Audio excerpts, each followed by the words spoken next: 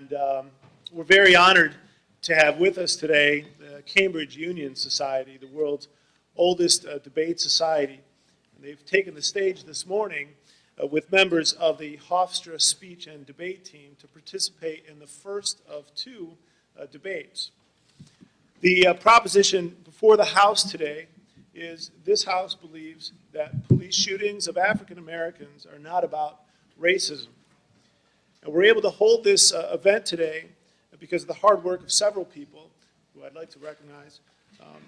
Without the efforts of Helene Collins, Amy Trotta, and Carol Mallison of the Cultural Center, and Assistant Director of Public Relations, Colin Sullivan, this event would not have come together. So we are very thankful to them. Numerous sponsors have also helped make this event a possibility. Most notable are the Cultural Center, the Honors College, Hofstra College of Liberal Arts and Sciences, the Lawrence Herbert School of Communication, and the Provost's Office. Now, how are we to determine a winner? Well, there's a procedure for this. And we ask you to vote before and after. So at this moment, you could take out your cell phone and you may call or send a text message, rather, don't call them, to 22333. And if you are in support of the proposition now, please send back A once you receive the greeting. If you oppose it, send B once you receive the greeting, and C if you're undecided. So please take a moment to do that now, because what we'll do at the end is have you vote again to see if the audience has moved one way or the other. So, oops, I'm supposed to remove that. So you don't see the, oh no, we're going to actually look at them. Never mind. Okay. While you're voting, let me just note that the debaters today, those affirming the proposition, are with Hofstra's speech and debate team, and they include Garrett Shum and Julia Metley. And those negating the proposition are our Cambridge debaters. They include Tim Squirrel and Ruby Holmes. Okay, welcome to all of you.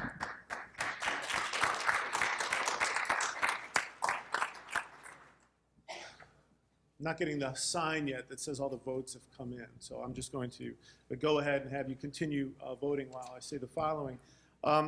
As we planned for last year's debates, we did so in anticipation of the start of a speech and debate team here at Hofstra.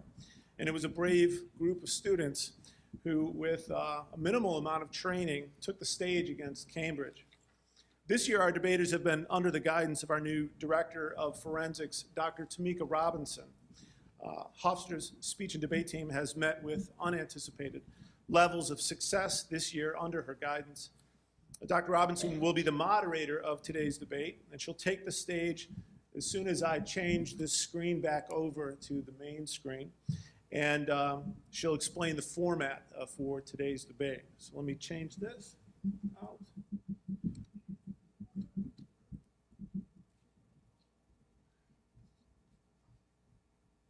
No, I have to close it.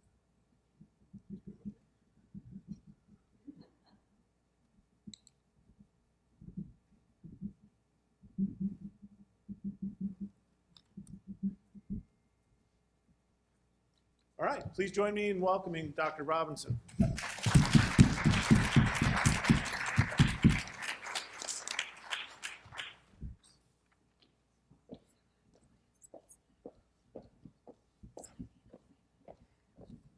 Thank you, Dr. Dalton, as well as the entire audience. So the way that we're going to do it today, we're going to do a very American style of debate. It is the National Parliamentary Debate Association style. And the way that it will work is that both of the teams have already prepped. They've spent an hour prepping, getting ready for this. They flipped a coin right before to decide which side they would be on. And now they will each go back and forth. They can ask each other questions during it, and I will be giving them time signals, and the little beep will go off when you've elaborated your entire time. But I will be giving you time signals from down there. After we are finished, we are going to open up for question and answer. We will have our graduate assistants, Sean Allen and Sierra Ortega, who'll be going around to the audience so you can ask questions to either side of the debate and get all of your questions answered. So without further ado, we'll start.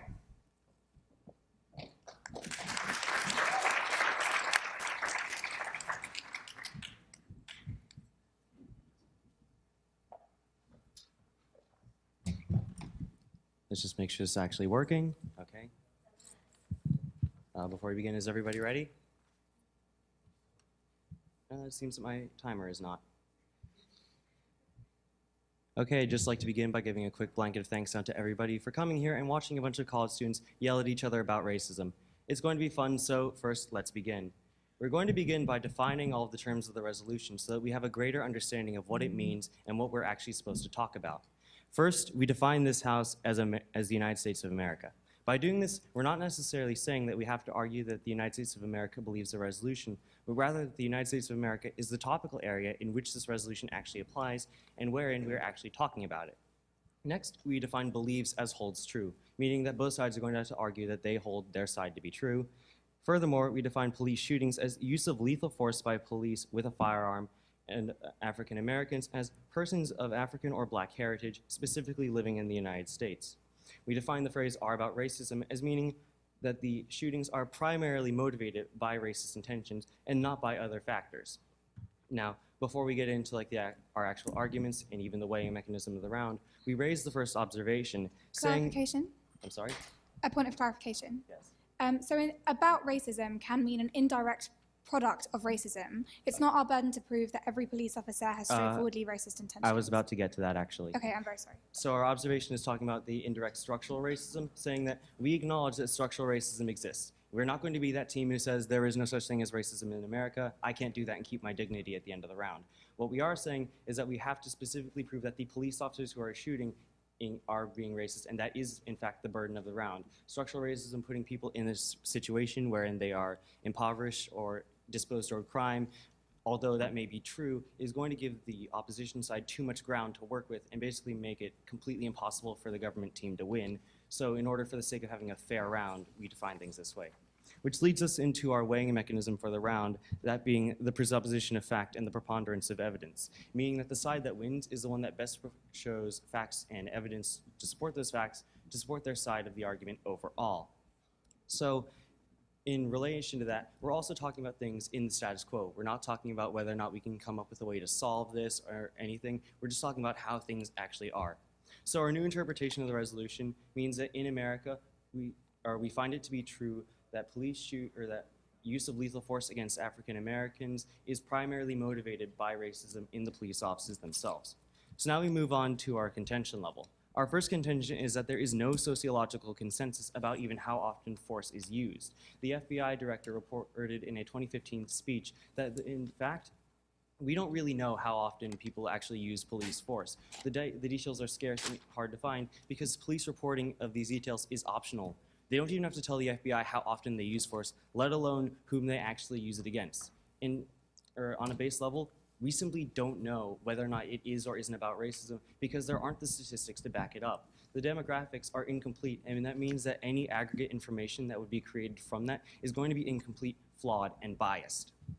Moving on, our second contention is that there are other factors that relate to and cause us police to use lethal force. Racism is not the primary issue. One of these major factors, outlined in a 2003 paper titled Neighborhood Context and Police Use of Force, points out that although police may have certain beliefs and have certain predispositions caused by beliefs about race, sex, and whatnot, in actuality, when police go into a neighborhood, that is the primary thing that convinces them to use force or not. If they know that the neighborhood has a very high crime rate, they're going to be at edge, and they're going to be predisposed toward using force as opposed to not be doing so. In the wording of the actual study, neighborhood context mitigates and mediates racial biases.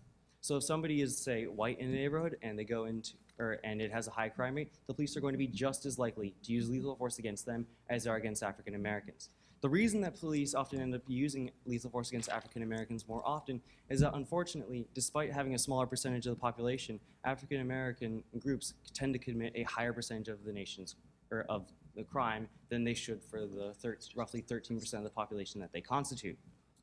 The FBI reported in 2013, out of all the homicides committed in the United States, white groups committed approximately 2,500 of them, and African American committed about 2,200.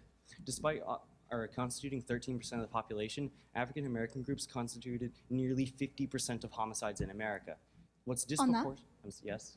So we think these statistics are actually a symptom that falls on our side of the house, because what you're dealing with is conviction rates and arrest rates, which are exacerbated for African American communities. White people are much less likely to be arrested, for example, for drug crimes or low-level violent crimes.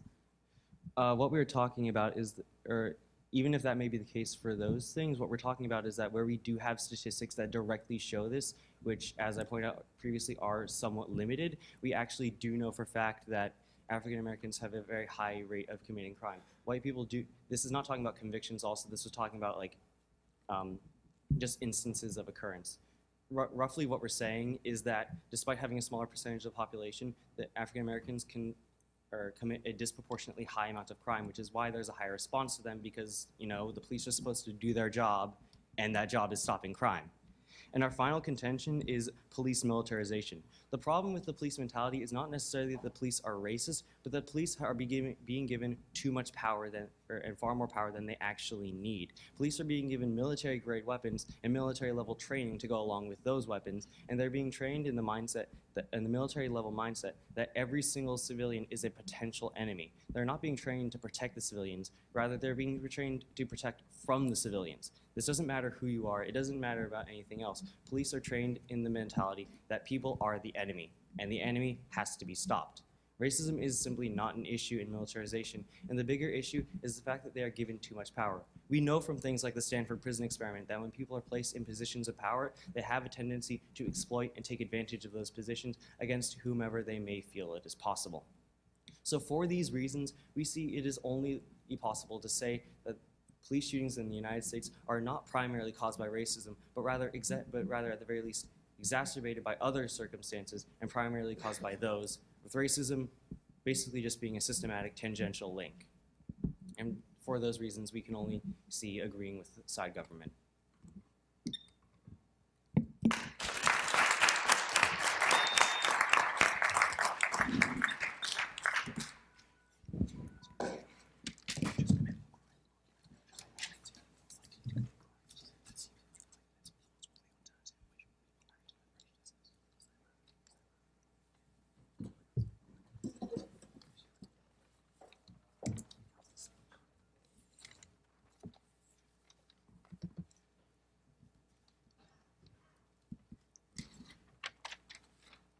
It is a profound and uncomfortable truth that racism still exists in every developed and undeveloped nation in the world.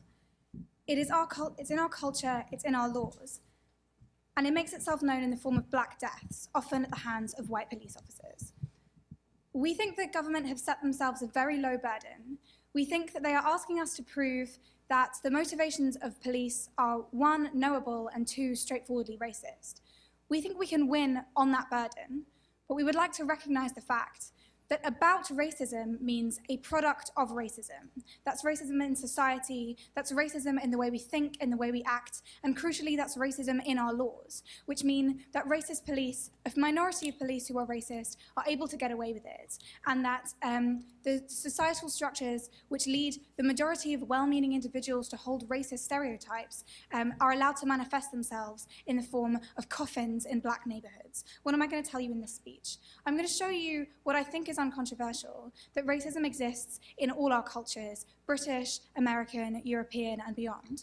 I'm going to show you that racism exists in specifically American law, and then I'm going to link this to the actions of the police to show how they are unaccountable, how they are unscrutinized, and how the very militarization means that the racist views of a few are allowed to manifest themselves in this drastic and murderous way.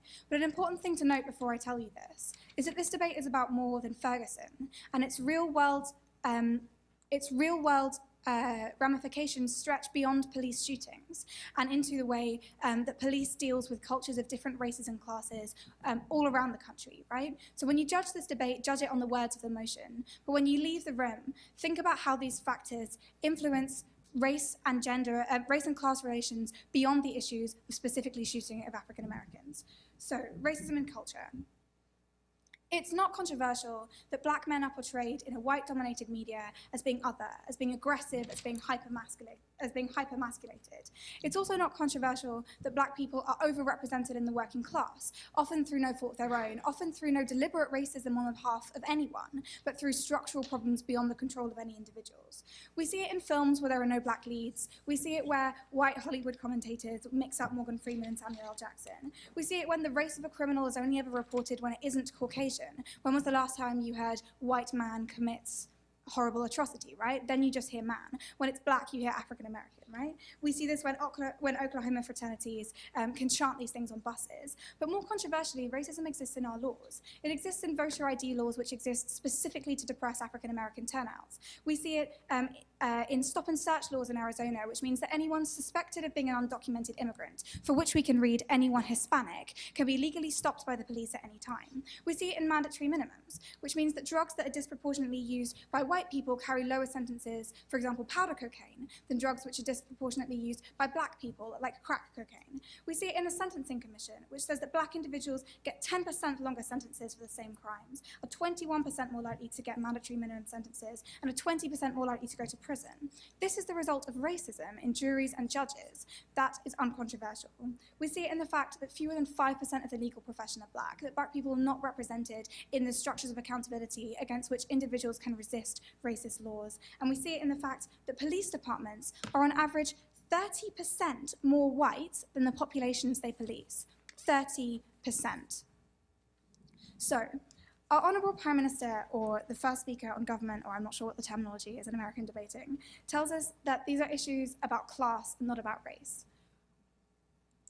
I think that class is a very important issue when discussing police brutality. And I think that people of lower socioeconomic backgrounds are obviously much more likely to be victims of police targeting and are obviously much more likely to commit crimes. For example, crimes of desperation, crimes of need, crimes of lack of opportunity, right?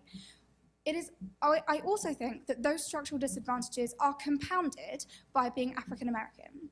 I think it is harder for a working class black man than it is for a working class white man. Why is this? We think it's because, firstly, the police are disproportionately white. And since I've shown you that racism so exists in our culture, it's likely that some police are racist. That makes life harder for black people. We see it in the fact that black people from lower socioeconomic backgrounds are much less likely to, for example, go to community college than white people. We see it in the fact that class makes people more likely to commit certain crimes, but race makes you more likely to be arrested and punished for them. Garrett claims that African Americans commit more crimes than white people. He does this on the basis of police evidence, of arrest rates, conviction rates, reporting rates. The vast majority of crimes are never solved, or at least a significant majority of crimes are never solved. It seems unreasonable to me to conclude from structurally racist police and reporting data that therefore black people must be intrinsically more likely to commit crimes than white individuals in similar circumstances. That is unintuitive to me.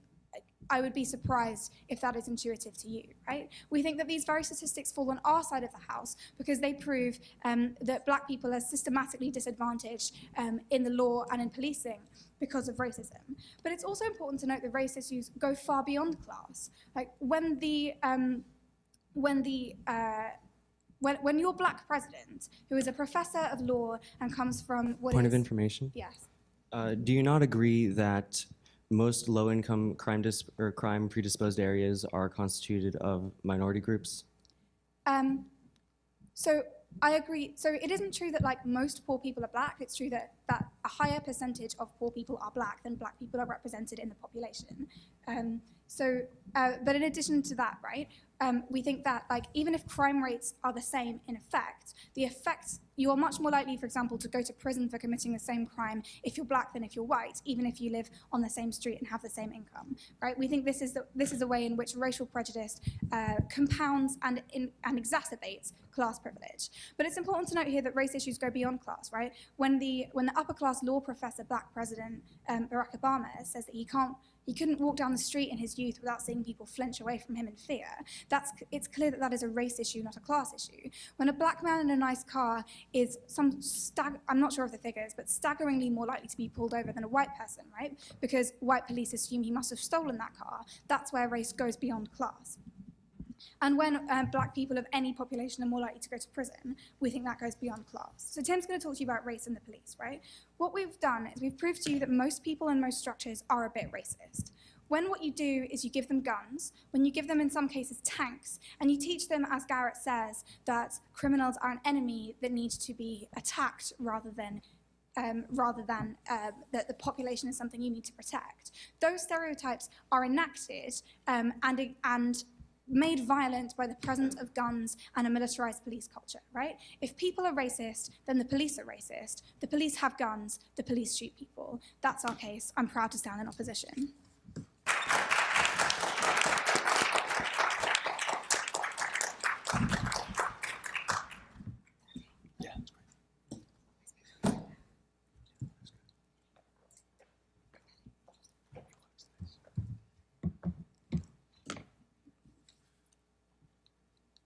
Once again, I'd just like to thank everyone for being here today. Thank you to our Cambridge opponents for providing a very interesting case for us to debate today. So to begin, I'd just like to reiterate the framework that we provided at the beginning of the government side of the case, reiterating that our definition of about racism was that it was primarily motivated by racist beliefs, and not only motivated by racist beliefs, meaning that racist beliefs are the primary motivation for police to use lethal force with a firearm when in contact with a person of ethnic background. We also stated within our framework that the Round criterion is a presupposition of fact and a preponderance of evidence. While our opponents have really talked a lot about the presence of racism in society, they've drawn a lot of truisms. While truisms, we are not arguing against the fact that racism does exist in American society. As we also initially stated within our case, we're not trying to say that racism is not a problem in the US, because it absolutely is. And we are not trying to say that racism does not exist within the police force, because it absolutely does. What we need to establish in this round is that racism is the only primary motivation for police to use lethal force against Black people. On that, Yes. do you not agree that in most situations, for most actions, most of the time, human beings have more than one motivation for what they are doing? I would agree that there are multiple motivations, but I would say that going back to our definition, there is a primary motivation that necessitates the action that stands out above all others. In this case, what we are arguing is that that motivation primarily is racism. Moving on to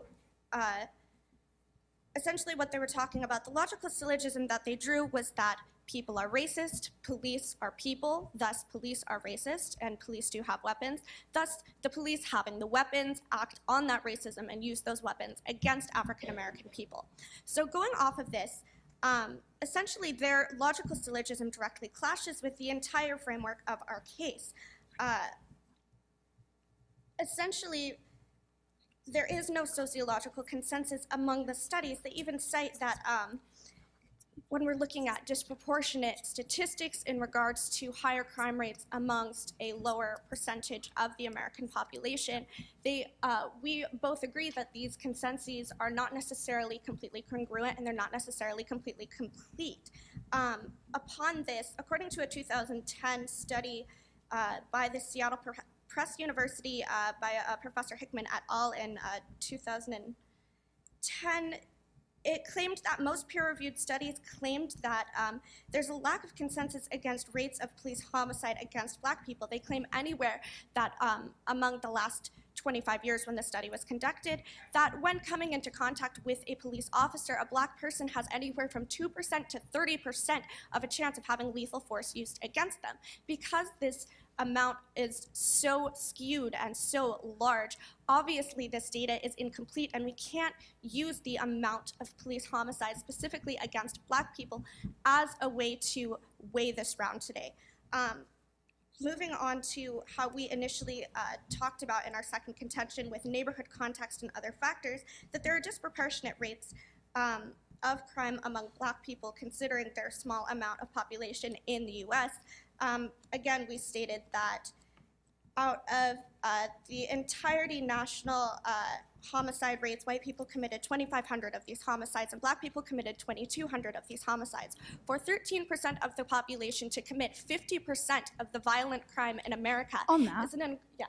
50% of the reported or convicted violent crime. I've just given you lots of reasons why crimes by white people are much less likely to be reported and convicted. Okay, so directly speaking on that, the scope of the resolution is directly speaking about the motivation behind police using lethal force when in contact with a Black person. Talking about sentencing laws, talking about prison rates, talking about even prison profiteering, and the fact that African Americans are subject to disproportionate sentencing laws. While that is true, it's not necessarily within the scope of the resolution and thus must be stricken from the mind of the judge. We are not talking about the disproportion and the ramifications of racism in the US law. As we have already stated, it's true. Racism does exist in the US, and there are disproportionate laws. We are talking about the primary motivation behind police action when in initial contact with an offender. So talking about disproportionate sentencing laws, talking about unfairness within the criminal justice system, even talking about the unfair and frankly overrepresentation of African American people within the criminal justice system in comparison to white people is not within the scope of the resolution today. We are talking about the initial contact between police and African American people, and that's within the scope of the resolution today. So simply providing a logical syllogism that all of the racism behind US laws is a factor within police enforcement is simply not applicable. While the police are supposed to protect and enforce the laws, they are not arresting people with the intention of imprisoning them for longer than they would imprison someone else. That is not the intent behind the initial arrest. The initial intent of police contact with an offender is to address the offense being done. Moving on to the fact that they really didn't attack any of the points given in our case. They really didn't respond to any of the actual data and evidence that we have given, reminding you again that the weighing mechanism of this round is a presupposition of fact and a preponderance of evidence going behind the logic of one side or the other. Seeing as they really provided a lot of truisms and a lot of very emotional, truly incendiary rhetoric, well, it was a beautifully given speech. It really didn't say much about the actual factual incidents of police shootings in the US. I'd also like to reiterate that as they did mention police militarization as a motivation, they're essentially agreeing with us, saying that police militarization is a bigger motivator for police to use lethal force when in contact with an offender. Going back to how my partner mentioned the Stanford prison experiments. These Stanford prison experiments were done at Stanford University in the 1970s. They proved that people, when placed into a role of power and with little regulation on that power, and we see little regulation on police power with the lack of reporting, lack of body cameras, lack of evidence, things like that. People in roles of extreme power with little regulation tend to act with more aggression towards the people that they are in charge of.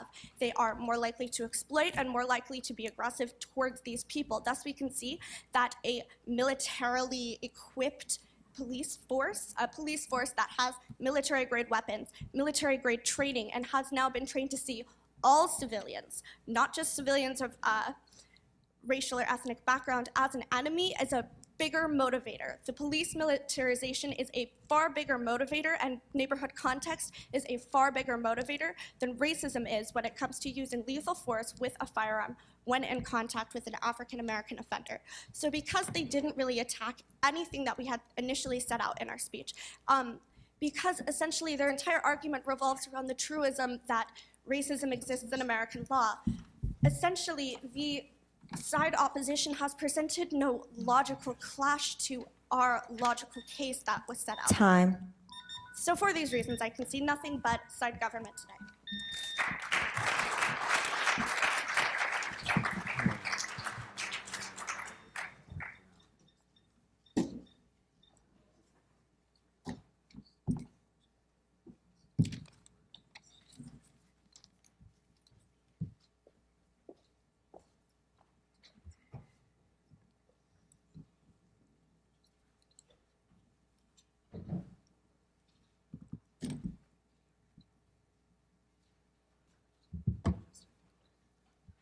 quite low. That's fine, you're allowed to be short. Okay. When you stand up here and your primary argument is about the preponderance of evidence and evidentiary burden, you realize that you're probably on the evidentiary and argumentative back foot. Propositions set an incredibly narrow scope and low burden for themselves, saying that not only do we have to prove that racism is involved in police shootings of black men, but also that it is the primary, if not the only motivation for any kind of shooting. We think we can probably win on that burden. But know this, police shootings and killings of African Americans are the apotheosis of a culture which vilifies black people in general and working class black masculinity specifically. We also have an issue with the kind of evidence that they bring to bear to prove their case. They say that the police evidence of how many people commit crimes, how many people they arrest, how many people they charge, how many people they sentence, is evidence to suggest that the police are innocent of any kind of prejudice. This is simply question begging. You cannot use the police's own evidence to prove that the police are innocent, in the same way that you cannot use the Bible to prove that the Bible is correct. They just don't work. Evidence just doesn't work in that way. So what we say is that even in situations where white people are as socioeconomically deprived as black people are still far more likely to be arrested, to be charged, to be jailed, to be shot and killed. So when they say that we have to prove that people are primarily motivated by racist beliefs, and I'm going to get on to my substantive in a second, I'm just going to finish with this rebuttal first. We have two problems with this, actually three. First, it's impossible to prove the beliefs of someone and the things that they're going to be thinking in their mind when they're shooting someone due to the simple fact that we are unable to access someone's internal epistemic state. We think that's a basic fact of philosophy. Second, that belief implies an active intent rather than the fact that shootings and indeed many of our actions are in so many cases the result of a subconsciously held prejudice or something which you are not completely aware of. And finally, that we just can't know what someone's thinking. So we know that even if people are responding to the same crime, but committed by different people from different ethnic backgrounds, they can respond in different ways. So for example, see very recently, when a 12-year-old holding a toy gun was shot dead in a park by police people, we believe that this would not have been, the same thing would not have occurred if that 12-year-old had been a white person, where the police probably would have assumed they were holding a water pistol, right? We think that this is a product of subconscious prejudice rather than active intent. Can you pass me that book? Sorry, it's got some stuff. Smooth. Amateurism. Okay, so first I'm going to talk about intradepartmental racism on the part of the police. Okay, so here are some emails sent around the Ferguson Police Department in the last few years.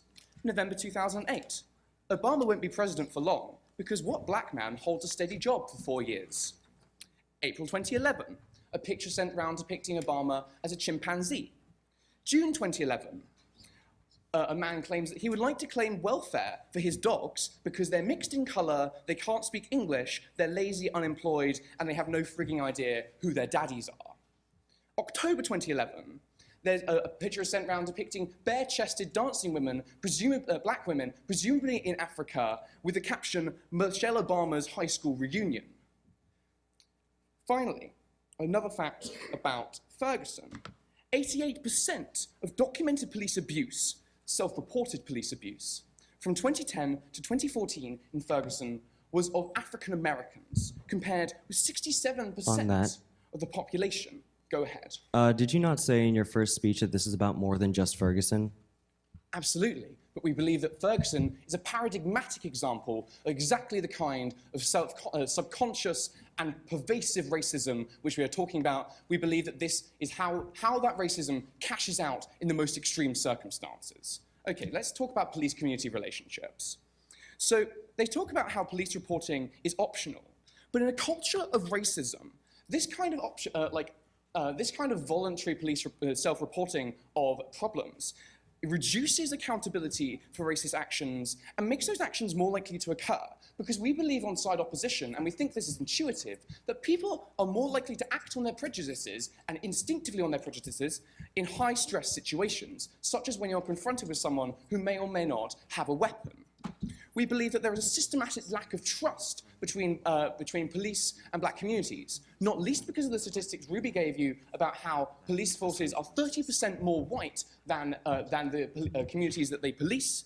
We think there is a fundamental lack of empathy between the police forces and those they police. So just because the police are militarized does not mean they are more likely to use that militarization on people in general. We think the proposition never proved to you that that there are many police shootings of white people, or that they roll their tanks into nice gentrified gated communities. These things happen predominantly in socioeconomically deprived urban black neighborhoods.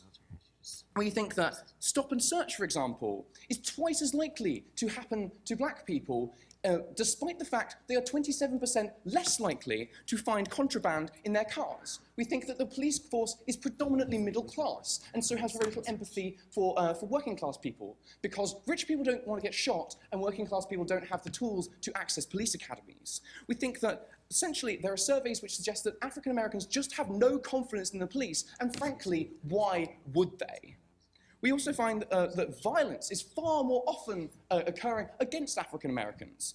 In Ferguson, sorry guys, in Ferguson, the police have attack dogs. 100% of the recorded incidences of attack dogs biting human beings have been against African Americans. That does not seem like an accident. In addition to which, in Philadelphia, 81% of police shootings occur against African Americans, compared to 40% of the population being African American. Okay, let's talk about accountability. So police work incredibly closely with prosecutors. We think that the prosecution services have a motivation to turn a blind eye to police abuse. We think that in addition to which, grand juries almost always fail to indict police officers when they commit acts of gun violence, not least because of the people who are excluded from juries for bad reasons. 80% of them are African Americans. When you are told that you can be judged by a jury of your peers, we do not believe that those peers need to be white. Okay, so I was going to talk about race intersectionality and the way that class issues are compounded by by race, and the fact that you cannot account for things of class on their own. Unfortunately, I'm out of time. I'm just going to leave you with this. Whilst class is a factor, some very sophisticated mathematical regressions have been done, which suggest that whilst class is an important factor in police violence and arrests and charging, it is only half as important as race and ethnicity. We believe this means the primary motivation for police shootings of African Americans is indeed racism. Thank you.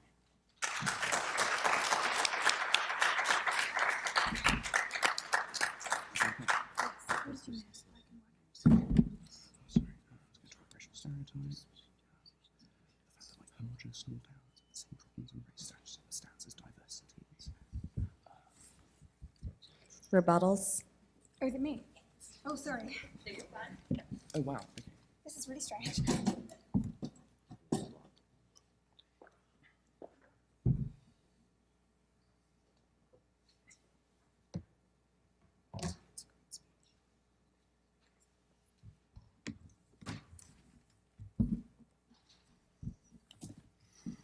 So I've never done a rebuttal speech before. We don't have them in the UK. But what I understand that my job today is to prove to you why we've won this debate by summing up the evidence on either side and discussing our burdens, right?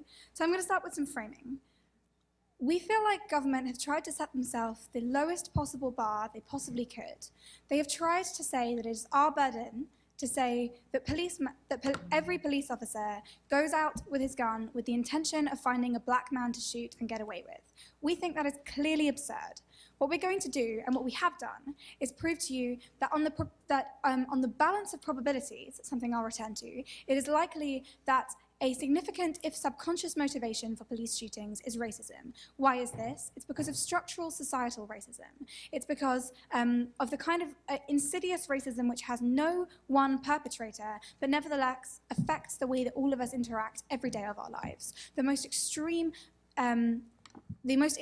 way that we see this is in the form of police shootings. So firstly, framing. Motivation.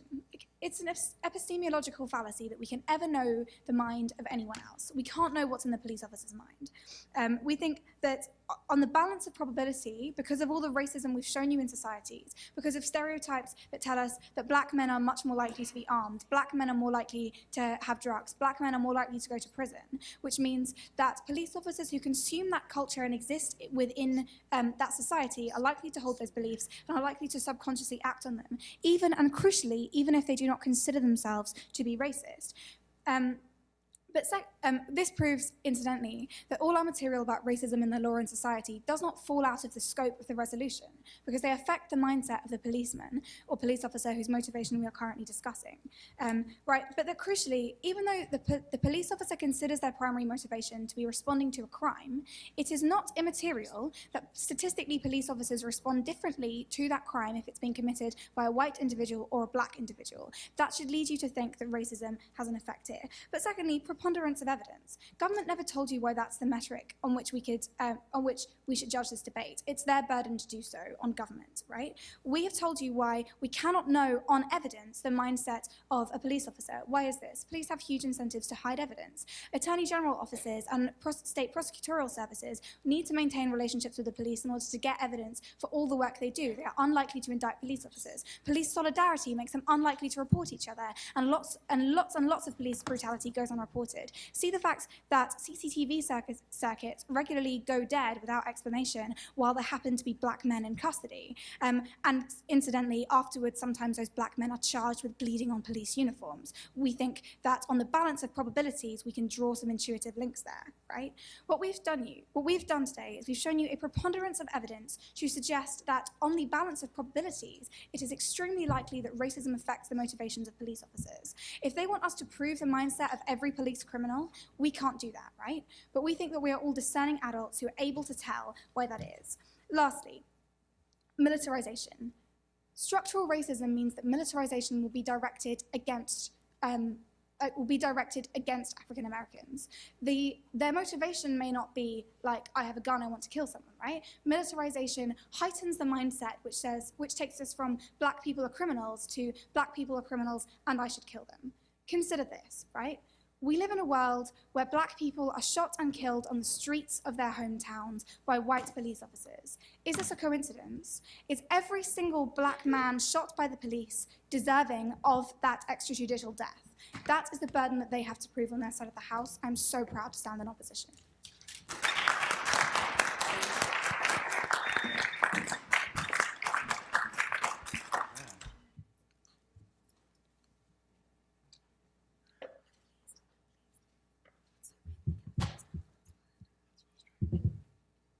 Just going to begin again with a quick blanket of thanks out to everybody. I'm just going to try to go down the arguments and crystallize everything fully and lead into a few reasons why we believe that side government wins.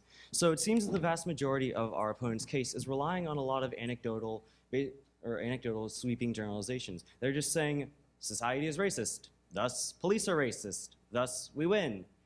And they're offering no real evidence to support this beyond simply saying that, yeah, we can look at society and see that there are certain evidences in our characterization and in things that we do, but they're not actually talking about any sort of scholarly research or any sort of thing like that. When we say preponderance of evidence, we don't mean weighing evidence, or what we mean fully by that is the actual quality of the evidence they are bringing forward, and they seem to have fundamentally misunderstood this during their entire case. They're just spouting off a lot of anecdotes and a lot of sweeping cultural generalizations about how we think and how we are without actually giving us any sort of research or any sort of insight into how things really are. Are these generalizations untrue? The idea is that of a generalization is that we can never fully know if it is true or not because it's based on an incomplete sample.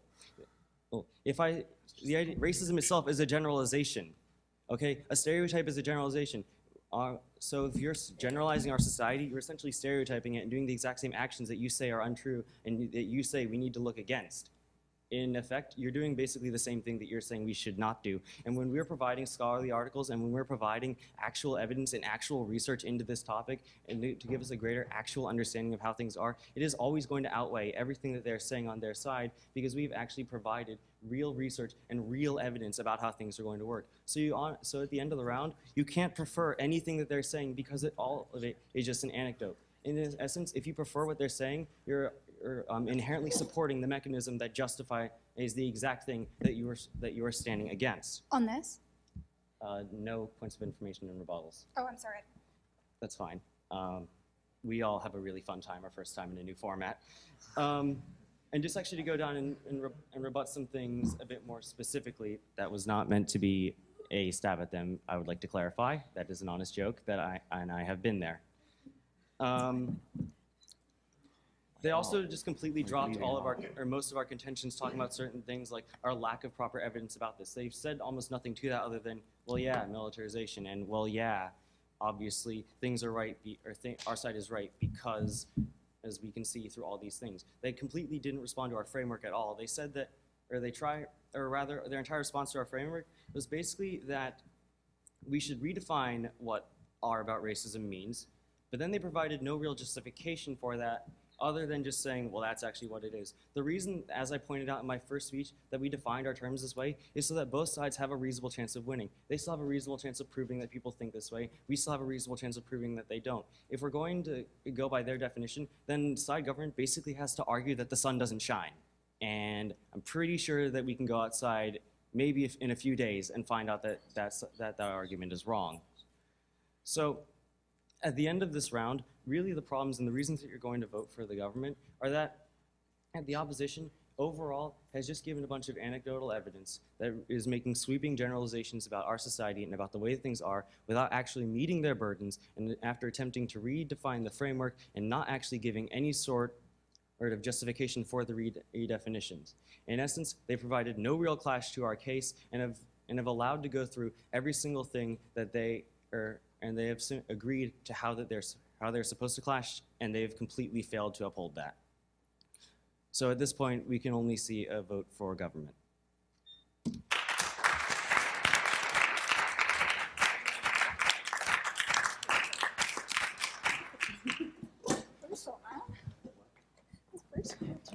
We will now take question and answer. If you have a question, we'll send people around.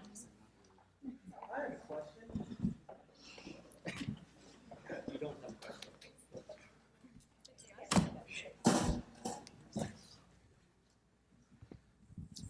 So in order to prove that the shootings of African Americans are not about racism, you have to show that these shootings are just as likely to have happened in the exact same neighborhood with the exact same amount of brutality if the individual were white.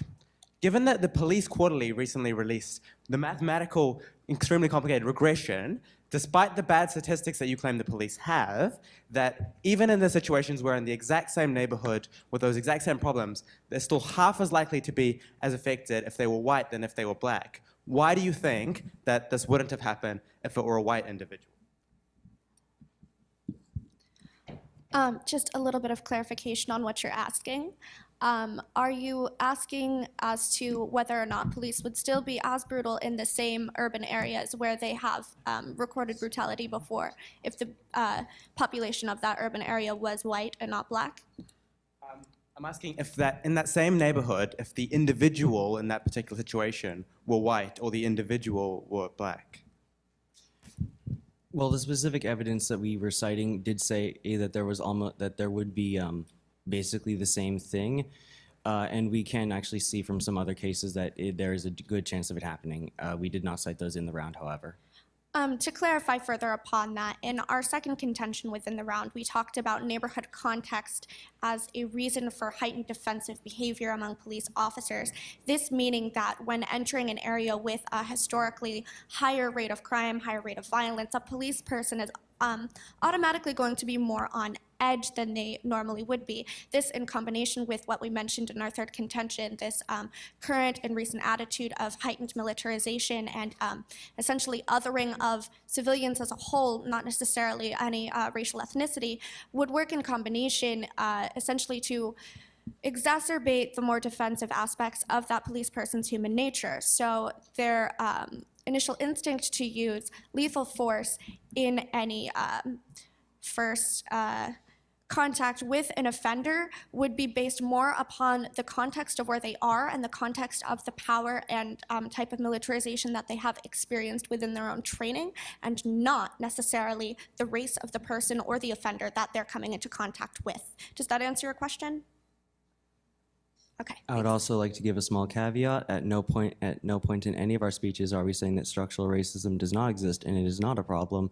Instead, we are saying that for the terms of the round and providing burdens, having to argue against it would simply be too high of a burden for us to have any reasonable chance of winning.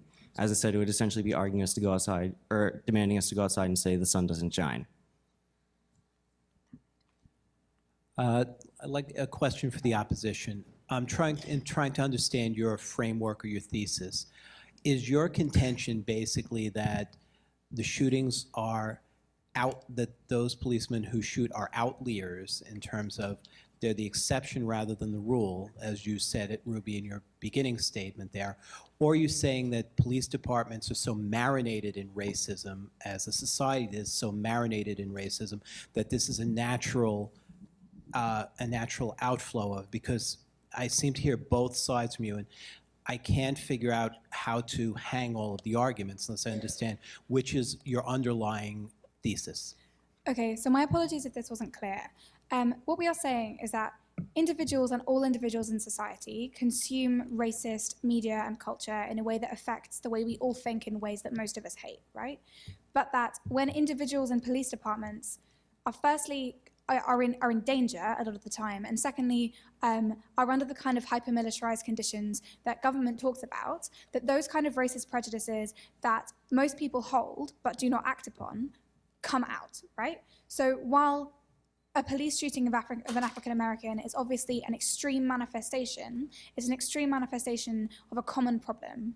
And so my claim isn't that police officers are intrinsically more racist than other human beings in the world, but that the kind of pressures and structures they're under, and the kind of police culture of hiding evidence and of maintaining relationship with prosecutors means that they are much more likely to act upon those prejudices, because like just as a trivial basis, you know, they have a gun and they have a very low possibility of being prosecuted for killing someone with that gun, right? That obviously changes the way that people react to structural conditions in society, which means that a police officer is much more likely to act upon common or garden racism than your average individual in the world.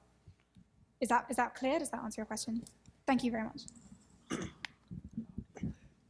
As a young African-American male who's grown up in New York City my entire life, I've always been greatly disturbed by the amount of inner-city gun violence that happens. I believe the statistic is something about 9 in 10 African-American men who are killed in a homicide or killed by other African-American men. The other 10% probably variously whatever race that is. Also, the rate of gun crime within cities, the fact that minorities, poor minorities, I think class is a big issue here, tend to be concentrated in cities with their high rates of crime. Chicago, factoring in the fact that we have not really reined in on our gun laws in the United States. I think it's wrong, and so a lot of illegal guns end up in the hands of highly dangerous criminals in these neighborhoods. Neighborhoods that I have, grown up in at points in my life. So given this, and given that there are African Americans in these neighborhoods that need to be protected from the criminals that are there harming their neighborhoods, given that these police officers are in very lethal, dangerous, high-stakes situations on a daily basis, is it unfair to label police officers who go out there and risk their lives every day and engage in tons of heroic actions that aren't racist, protecting the African Americans that live in those neighborhoods? Is it fair to call them racist, or is that? Okay, so the first thing to note here is that while black-on-black crime rates are higher than white-on-black crime rates, so are white-on-white crime rates, so are Latino rape crime rates. The fact that most areas have a racial majority means that most crime is committed between people of the same race. So that's the first part. The second part, our intention, and I think I've been clear about this, is not to label police officers unusually racist, right? And I have a lot of respect for police officers that I've encountered in the US and at home that do a lot of good work, right? What I'm saying is that in high-stress situations, individuals react according to base instincts, and that society means that a lot of those base instincts are racially motivated. So this is not like a vilification of individuals and the police. This is a discussion of a system which means that outsprings of general racism among police are often violent, and that there is very, very, very little accountability or response to that. See, for example, the fact that the burden of proof to imprison a police officer is much higher than the burden of proof to imprison a civilian. We think that probably there's a minority of police officers that are racist in the same way that there's a minority of the population that are racist. Our intention was obviously not to label public servants across the board racist and criminals. That would be a terrible thing to do, and I hope that you didn't think I was saying that. Do you think black leaders, though, should focus on reducing crime in their neighborhoods so that police presence does not have to be as high? I think that everyone should focus on reducing crime in all areas. I don't want to say that that's the responsibility of black leaders. I'm not black, I'm not American. That would not be my place. So 2 points for SciGov. First of all, I think our guests here are at a bit of a disadvantage not knowing NPDA rules about evidence. You cannot make a burden on evidence.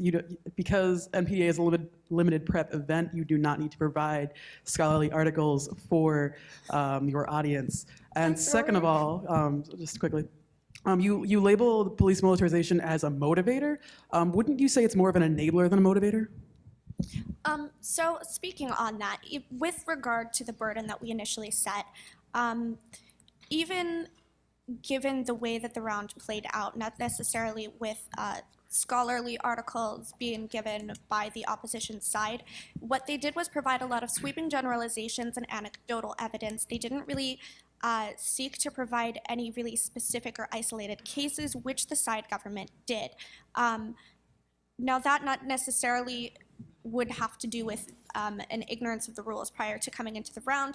However, moving on to your second point about essentially the main clash in this round, what this entire round has boiled down to is the primary motivator.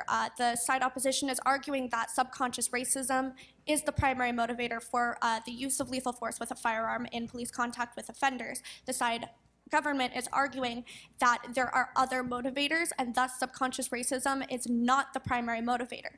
We cite militarization and we cite neighborhood context as motivators that would be higher on the hierarchy of motivation, more primary than subconscious racism. So essentially what you as the audience have to decide is which motivator is, in your opinion of the round, the most active when it comes to that officer's choice to use lethal force against an offender with their initial contact. Is it a manifestation of subconscious racism due to other consumption in society, or is it due to the militarization of their training and the context of where they are at the time and a manifestation of their human nature? Additionally, a clarification, as far as I am able to know regarding interpretations of NPDA rules, the evidence thing is talking about actually during prep time, and if you know these citations before prep time, you can mention them in round as long as you explain them fully, as far as I can tell. Am I allowed to respond to that? Okay, so I don't know if government listened to the same debate that we did, but I'm fairly sure that we said a large number of numbers during our speeches, many of which came from various sources, which we didn't just make up out of thin air. I'm not sure if they expected us to do sort of little brackets and give the author and date of each time we cited something, but I'm also fairly sure that a large amount of the analysis the government gave was also anecdotal. If that's the kind of criticism they're going to bring to bear against us, I think they also need to, and they're going to hang their hat on that, I think they also need to justify and explain to us exactly how their case differed from ours in that respect. I'm sorry, could you repeat the last bit of that? It's been a long week. It's been a really long week. Tim's contention is that both sides of this debate used a mixture of evidence and anecdotal evidence in order to convince people of our side. The difference is that we were trying to prove different things. So I think the point is that we feel like you're laying a charge at us, which you are equally guilty of. Ruby's a lot politer than I am.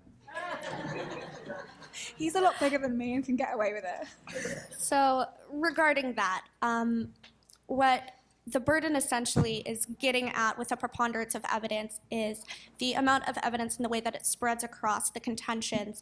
Most of the evidence presented by side opposition all kind of fell into their main framework contention. It seemed like you guys had sort of one sole contention with several subpoints, whereas the government side had several different contentions. We had several different points to make as opposed to one point with a lot of subpoints in it, if that makes sense. So the spread of our evidence covered a wider scope of reasons why the government side would affirm the resolution as opposed to negate it. Okay, guys, for the sake of time, we're going to have one question, one answer. Sorry. Hey, for the Cambridge guys, you mentioned earlier, that there's a lack of faith in the police department between African Americans and low-income communities. I just want to know, what would you pose as a solution to restore or rectify that relationship between cop and civilian?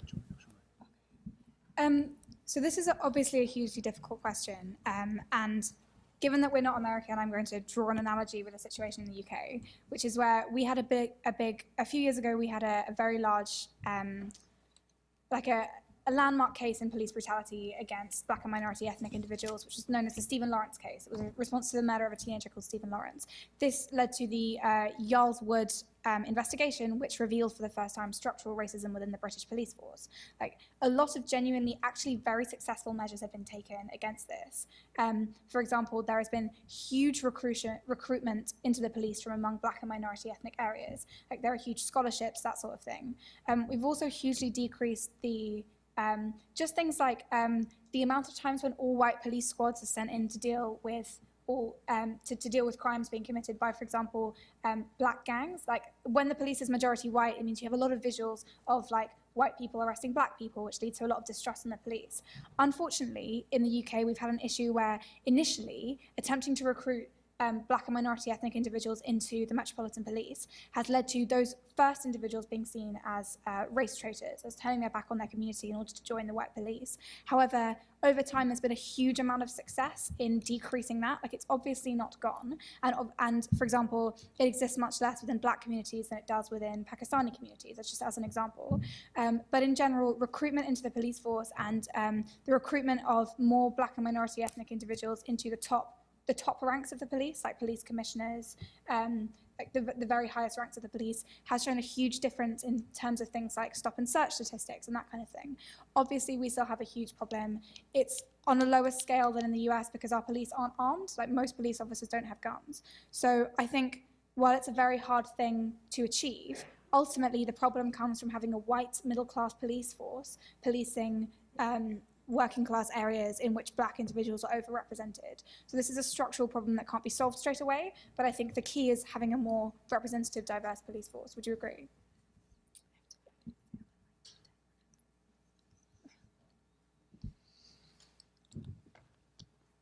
Well, please join me. Thank you for participating today. And also a special thanks to our Cambridge Union Society representatives. Thank you very much. Thank you for having us. The results of the vote at the start of the debate broke down 12 for the proposition, 13 against the proposition, and 17 undecided. Now I'm going to ask you to vote again doing the same thing.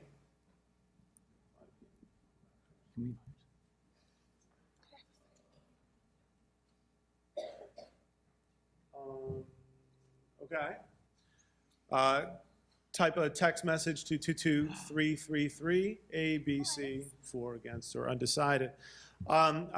These folks here did a fabulous job, both in terms of the quality of the debate, but also as providing for us a model. Here we have a really controversial topic that a lot of folks, in my talking with them in anticipation of the debate, felt was provocative, and I'm fine with that. Some folks may not be, but I am, because I believe, and Hofstra has been doing a lot with this, both Hofstra and the Department of Rhetoric and other programs as well, believe that offering up strong models for public argument where it is civil, constructive, is good for the students and good for the community. But we also emphasize that it's absolutely necessary in a society like we have, where we base the legitimacy of our decisions on the kind and quality of discussions that we have as a community.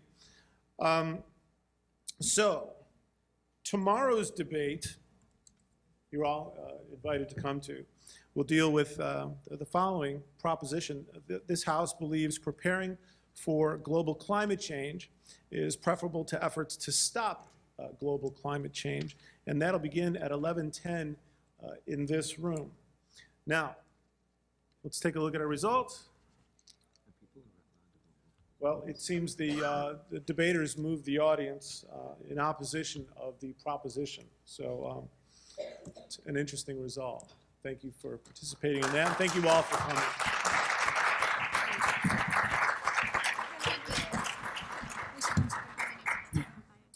The accent. It's the accent, That's yeah. what it is, okay. Absolutely, nothing to do with it. No, seriously. If I may say one more thing, it is a bit of a challenge to argue this side without being offensive. You guys have to hold aside.